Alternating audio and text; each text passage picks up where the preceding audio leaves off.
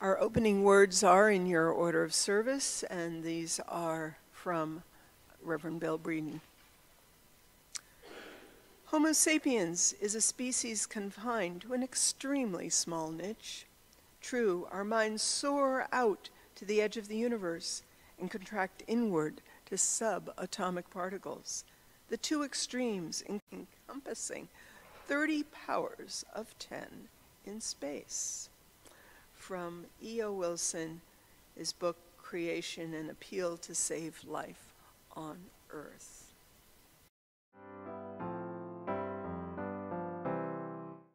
With heart and mind and voice and hand, may we this time and place transcend to make our purpose understood.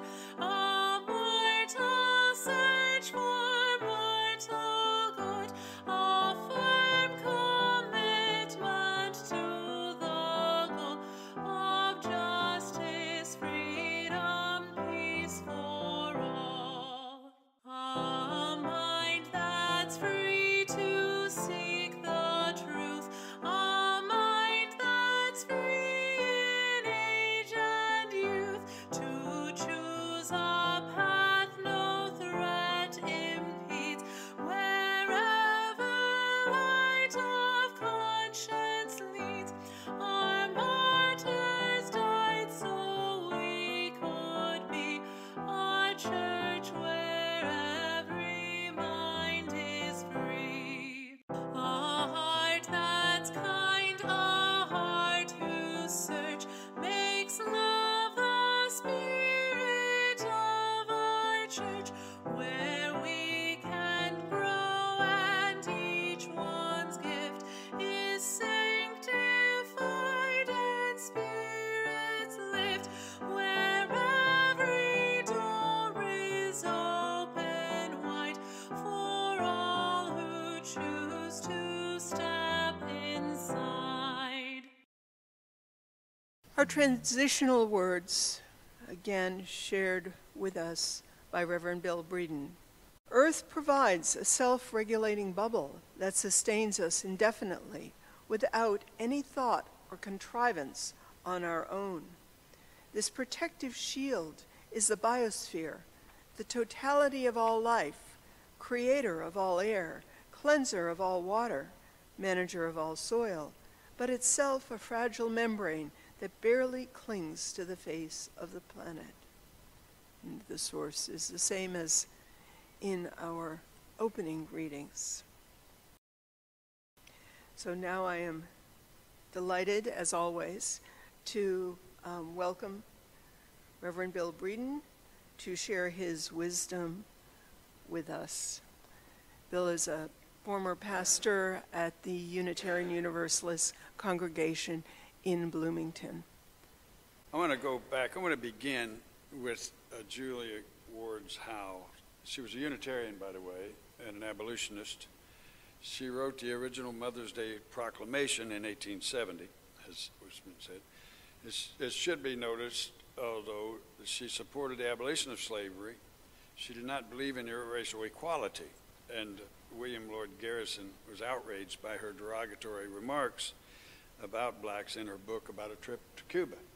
So she was a woman of her time and radically liberal in some ways, and in other ways radically ignorant.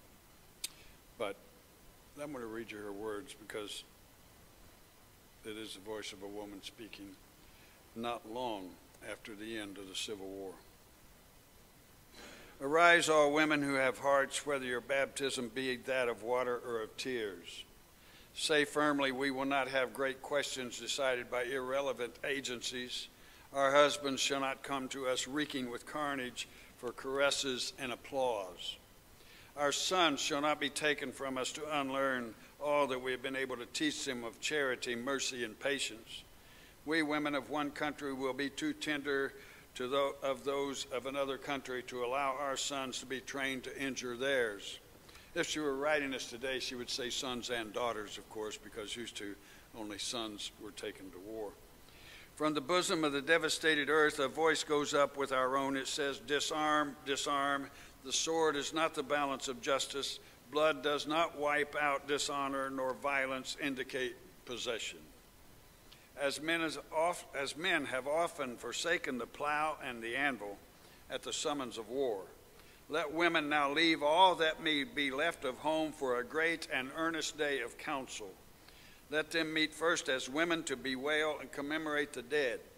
Let them then solemnly take counsel with each other as to the means whereby the great human family can live in peace, each learning after its own time the sacred impress not of Caesar, but of God. In the name of womanhood and of humanity, I earnestly ask that a General Congress of Women without limit of nationality may be appointed and held at some place deemed most convenient and at the earliest period consistent with its objects, to promote the alliance of the different nationalities, the amicable settlement of international questions, the great and general interest of peace. Well, of course, the great and general interests of peace have not been addressed for a long, long time. And I do think that if women's voices were raised to the level that men's voices have been raised over the years, we'd have a better chance at it. I want to say something about Mother's Day. I didn't plan to talk about Mother's Day today, really. I don't watch the calendar much. When it happens, I know it's here, but I just hadn't thought about it. I will tell you that Mother's Day is it used to be my least favorite holiday. And that was not because I didn't like my mother, because she was a fine woman. She had 3 sets of twins and 3 singles, and she was a wonderful mother. A little crazy, but, you know, if you have 3 sets of twins, you're going to be crazy. But the reason I dislike Mother's Day is because I was driving truck for a few years for a trucking company delivering food to restaurants. Mother's Day is the highest sales day for restaurants in the United States. Beats Christmas, New Year's. No other day comes close to Mother's Day, the receipts of restaurants. And I tell you what, it's a back-breaking job to get those restaurants the night before Mother's Day. We delivered food to Steak and Shake and Applebee's and just about any restaurant you can name we delivered to, and unloaded 75,000 pounds of food down a ramp every night, and Mother's Day was the worst day of the year. But anyway, I do like Mother's Day now because I'm not driving truck anymore or delivering food. But I tell you what, when I'm at a restaurant eating, many times I've done this, and I see the guy delivering food at the back, I go back there and tell him, I appreciate the work you're doing because I know it's one of the hardest trucking jobs in the world. I try to let them know that I respect their job. I think it's time, by the way, I'm not against Mother's Days and Mother's Day dinners. I think it's fine to take your mother out to dinner. It's also fine to cook your mother a dinner, which my son may be doing this morning. I don't know. He's a chef. He cooks. I think you need to celebrate her courage as a mother because it is indeed, perhaps now more than ever, an act of courage to become a mother. It really is. Becoming a mother should be a choice, not a demand enforced by a decision of a Supreme Court that has been constructed by the extreme right of the Republican Party over the last 2 decades. This week, we were stunned by the reality that 5 extremists on the Supreme Court of the United States will likely overturn Roe v. Wade and force motherhood on women, likely in many states, to allow no exceptions. As in Texas now, there is no exception for rape and incest. Now think about that. Think about if you're a 12-year-old girl and get pregnant by your father or by a rapist. It would be rape in any case, but a relative or a stranger.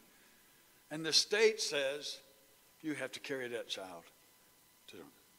You have to give that child. You have to birth that child.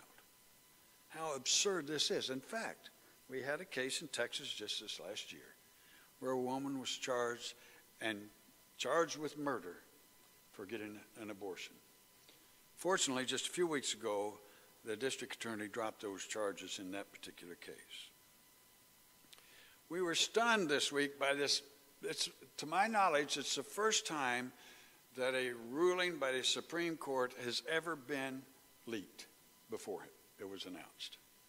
First time, someone of courage in that Supreme Court building, some clerk, some aide to a Supreme Court justice let this out. And I hope someday to know the name because it should be remembered. That was courage. Buried in, this is Samuel Alito's draft, by the way. He's the one who wrote it, and it's his philosophy. He's, in my opinion, the most fascist member of the court alive today. And buried in that draft option is the idea that Roe needs to be overturned. One of the ideas is Roe needs to be overturned because we need to create a domestic supply of infants for adoption. Think about it. It's actually in the footnote on page 34 of the draft, of the Alito draft, which is, believe me, I mean, if you're legal minded, it's an amazingly written piece, but it's a real slog to read. I suggest the book E.O. Wilson's book more than his draft. But in the footnote it says,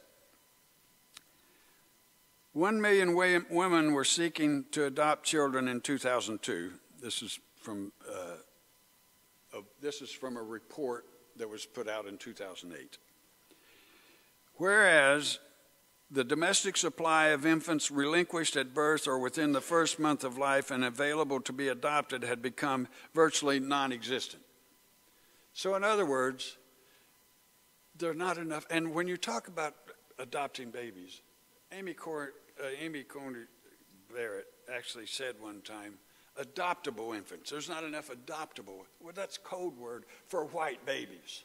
That's what adoptable babies mean. Adoptable infants are white babies. If we do this, if this is done, the foster care program in this nation will be blown completely out. I mean, it's already flooded. It's already a tragic system. Not to say that there are not wonderful foster parents out there doing wonderful jobs with children and being wonderful mothers and fathers. But there is a rampant abuse, and it is an absolutely broken system. This is really right out of Margaret Atwood's Handmaid's Tale. If you haven't read The Handmaid's Tale, read it now, because she's actually writing, I don't know, it was written back in the 90s. I don't know when it came out, something like that. I read it many years ago. This is what's being enacted by our Supreme Court. Not by the legislature, not by the representatives elected by you and I and others, as troublesome as some of those are. This is the court deciding this. 9 people, actually 5 people, deciding this. 4 men and a woman. Jason Easley writes, overturning Roe will be a disaster for the nation, and the Supreme Court will be responsible for the damage caused to women and children. The overturning of Roe. If conservatives cared about human rights, the rights of women and the rights of children, they would abandon the ideological jihad that is the exact opposite of respecting personal liberties and caring for children. This is a jihad. This is what the Taliban would do if they could come over here. This is what we're dealing with. Easley is the managing editor of Politico USA. The Supreme Court. When the Supreme Court makes a leaked draft, he writes, ruling from Justice Samuel Alito overturning Roe v. Wade and Casey, the long-standing rulings protecting the rights to an abortion, Texas is going to ban abortion with just one exception, to save the life of the patient or if there's a risk of substantial impairment of major bodily function. 30 days after the Supreme Court issues that ruling, doctors providing abortions in Texas could face life in prison and $100,000 fines. And they can be informed on by vigilante people with no official status at all. Senator Kirsten Gillibrand slammed the Supreme Court justice this week and named in the leaked draft for Dobbs v. Jackson. That Dobbs v. Jackson is a case that they're determining out of Mississippi over which they're going to take Roe v. Wade. She said she's hoping that SCOTUS, the Supreme Court of the United States, is investigated over the justice's decision to attack reproductive rights. It was her speech on the possible elimination of Roe v. Wade that truly gets at the heart of the issue. Gillibrand said it's about a right to privacy and bodily autonomy, and that any threat to those things constitutes a threat to freedom. We deserve to be able, she said, to make decisions about when we are having children, under what circumstances we are having children, how many children we are having, and at what time we are having children. It is an outrage, she continued, that we have 5 justices on the Supreme Court who lied in their confirmation hearings in order to be confirmed.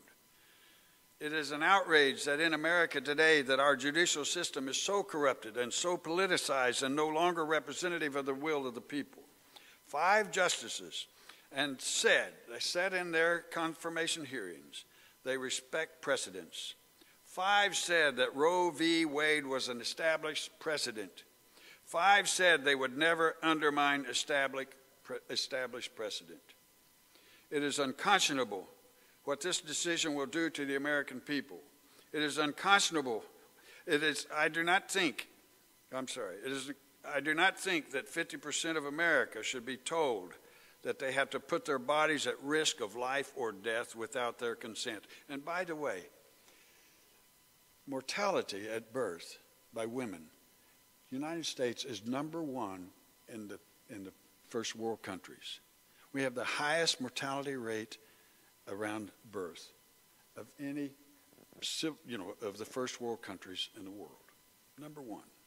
I love it when people go around and say, we're #1, we're #1.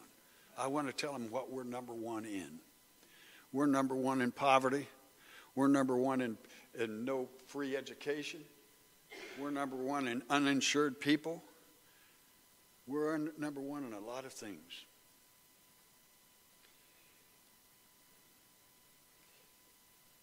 Even prior to this leak, the Pew Center found that 84% of Americans didn't want justices' biases influencing the court's decision. And a more recent poll from ABC News and Washington Post found that 58% of Americans believe abortion should be legal in most cases. There are still lower courts and law enforcement officials who recognize that. As of now, there's a constitutional right to abortion today. That is true. In Idaho, the state Supreme Court has temporarily blocked its new Texas-style abortion ban, which was scheduled to be implemented in a few weeks. And in Texas, District Attorney Gocha Allen Ramirez dismissed an indictment against Lisa Herrera, who had been arrested for murder for having an abortion. So there are many people in government, there are many people who understand a woman's right to choose. 25,000 children a day die on this planet for hunger-related illnesses. 25,000 children a day die of hunger-related illnesses. And our Supreme Court believes that it has the power to force every woman in America to carry full term when she is impregnated. It's okay that children are dying of hunger. We ignore that. It's okay that homelessness, we're #1 in that as well among civilized nations.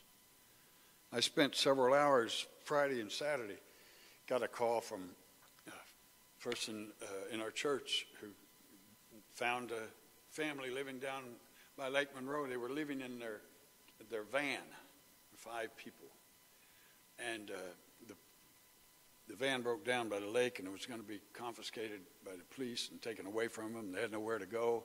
But thankfully, the New Hope Shelter in Bloomington arranged for them to find a place, and we arranged for the van to be towed in, but they didn't have the money to pay somebody to work on it. So they called me, and luckily I have my son and and my friend Kevin and I, we all kind of work on cars. So we spent, I don't know, several hours yesterday, and I've never seen two happier people, the father and the son who were out there with us during the time. I've not seen two happier people when that van started up. Can you imagine living in a van with 5 people? 2 dogs, nice dogs. You see, when I was going to talk about certainty today, there are people on our Supreme Court, and there are people all around us who are so damn certain they're right, they're willing to force that right on you. That's what's wrong with certainty. Uncertainty is a much more comfortable place to be. Being uncertain means I'm not going to force you to believe the way I believe. I had to get that in because I said I was going to talk about certainty. We are today in the United States in a cold civil war. That's where we are. There's around 200 million people in the United States today. How many? 300 million? Thank you. Well, that's around. That's over and above. 300 million people in this country. There's over 400 million guns. 400 million guns in private hands in the United States. We're in a cold civil war. Back during the 70s and 80s, you'll remember the Cold War with the Soviet Union. And the whole document, the whole program around it, the process was called MAD, about the nuclear situation, called MAD, Mutually Assured Destruction. We're in the same kind of situation now in our country. We're in a cold civil war, a cultural war, and it's boiling down to mutually assured destruction if it continues. I've told you before that there are 120,000 U.S. children waiting for an adoptive family in the United States right now. There are over 3,500 waiting for adoption in Texas alone. The average wait for a child in foster care to be adopted is 3 years. But Amy Coney Barrett and Samuel Alito says we have to get a system to provide children for adoption in America. Imagine if every pro-life Christian cared as much about life after birth as life before birth. Imagine that. We are in a situation that calls for us to find the courage to be human to one another. Jennifer Holland has an outstanding article in the history. It's a Journal of American History. Organization of American Historians, the American Historian, from November 2016, in 2016, November. Abolishing abortion, the history of pro-life movement in America. I think it's important to read this. I encourage you to read it. And to know that the first pro-life, the right to life, they say, movement was started not by activists. It was actually started in the 19th century by male doctors. Because the male doctors knew that as long as there were women, midwives, and others around who were helping women not only birth childs, but helping women with herbal abortions, and it was carried on, this has been done since the time of Jesus. I mean, literally, abortion is not new. And Jesus didn't mention abortion. He surely knew it was happening. It was common in the Roman Empire. So it's all this history, and finally in the 19th century, a bunch of male doctors decided, you know, we can stop this abortion. We can use abortion to make us more needed. So that men took over the birthing situation. So you go to a male doctor, you go to a hospital, and predominantly male doctors in the 19th century helped you birth your child. And it was an economic thing on the part of the doctors. It's an outstanding article by Jennifer Holland. I encourage you to read it. Then in the 1970s, the right-wing Christian movement decided, and it was actually encouraged by right-wing Republicans, went to Jerry Falwell and said, this is what we're going to do. We're going to make abortion, we're going to make pro-life the sounding cry for a revolution in the United States of America. And that's how it all began. And it continues to this day. I believe there's going to be, I think there's going to be an action at the Monroe County Courthouse tomorrow night, I believe. It's happening all over the country. There are marchers outside of Kavanaugh's house and Amy Coney Barrett's house in Washington, D.C. People are taking to the streets.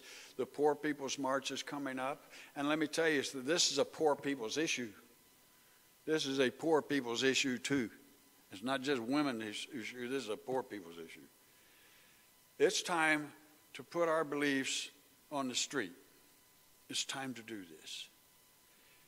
And I believe that the power is out there to do it. I believe the youth, and I strongly believe that the United States is becoming more and more progressive and liberal and democratic every year in its populace. Young people are, the young generation is far more progressive than my generation was. It's coming along. But we need to be boots on the ground in this movement. Give me Ruth Bader Ginsburg's slide, will you?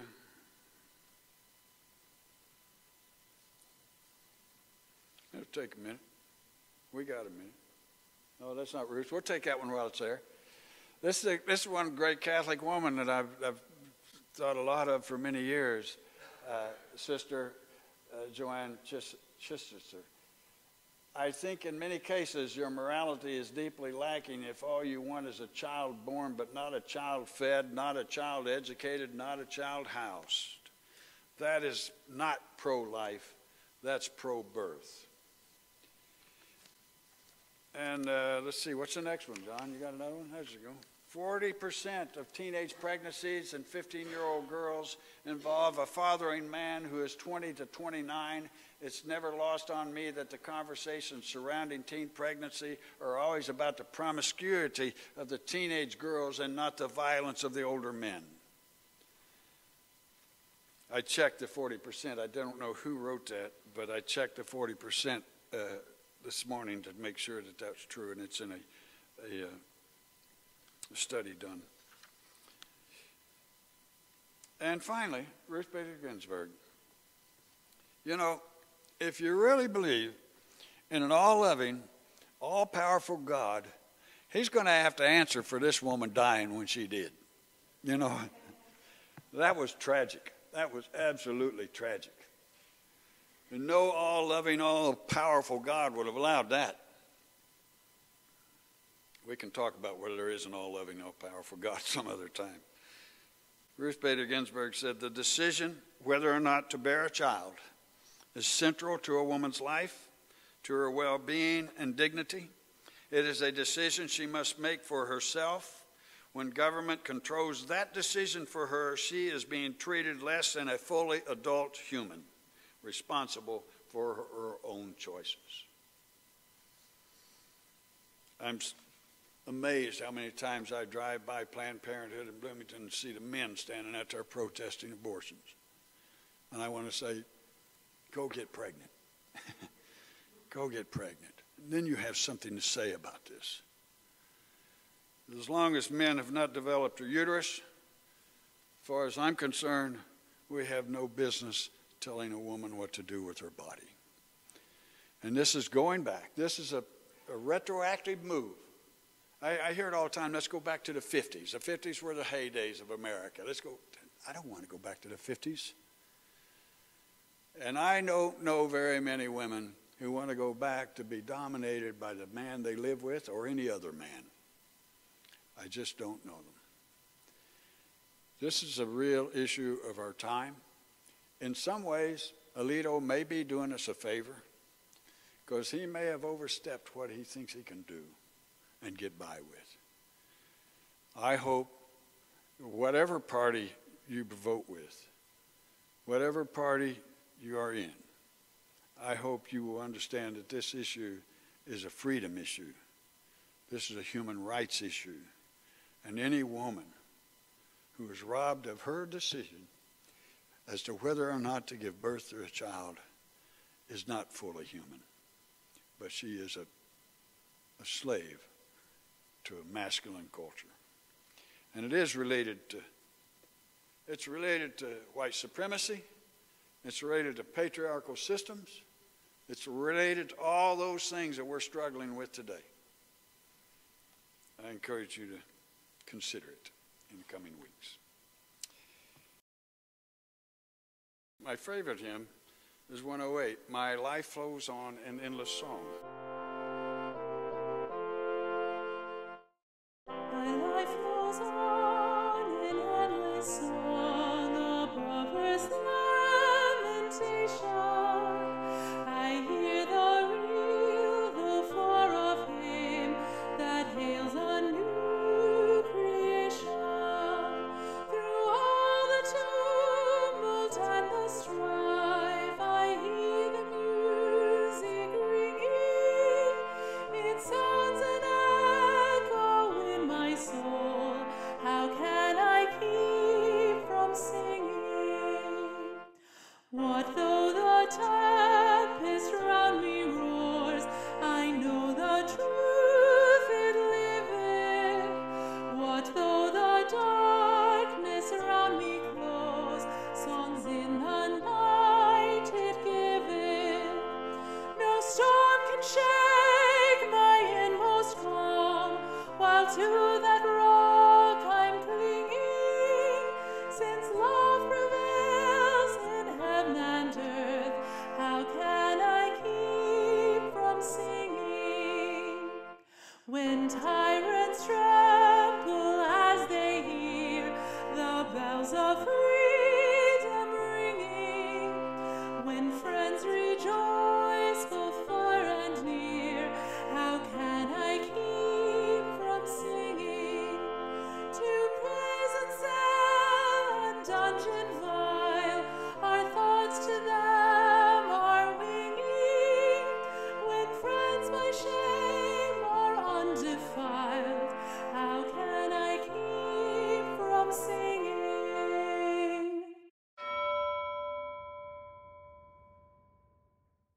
When tyrants tremble as they hear the bells of freedom ringing, when friends rejoice both far and near, how can I keep from singing?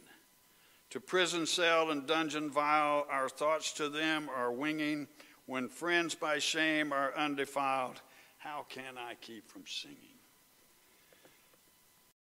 I tell you what, there's been a whole lot of people that I've met, people that I've been in jails with, who have gone to prison and jail for freedom, who have been nonviolent resistance to tyranny.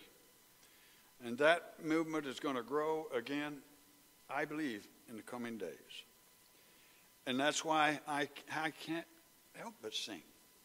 That's why I can't help but dance, because freedom will win out in the end. Tyrants tremble when they hear that.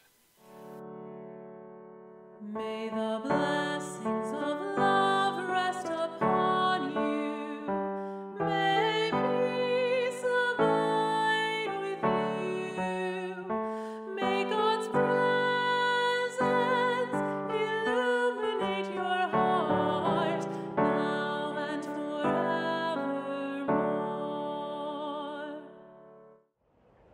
Go in peace. Know that you are loved, that your life is sacred.